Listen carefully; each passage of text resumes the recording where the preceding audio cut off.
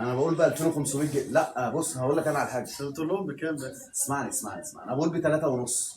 ب 3 ونص، واللي هياخد 5 قطع الحته هتبقى على 2500 جنيه. تمام كده؟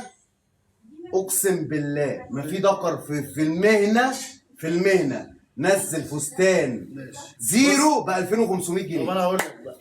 بص يا باشا، بسم الله الرحمن الرحيم بقى. يعني نحجز القطعه دي يا جماعه اللي هياخد دلوقتي يا جماعه، هات لك ماشي. جماعه اللي هياخد لا دلوقتي، ثواني اللي هياخد دلوقتي 10 قطع ثواني ب 15000 جنيه. يلا ال 10 قطع ب 15000 جنيه دلوقتي.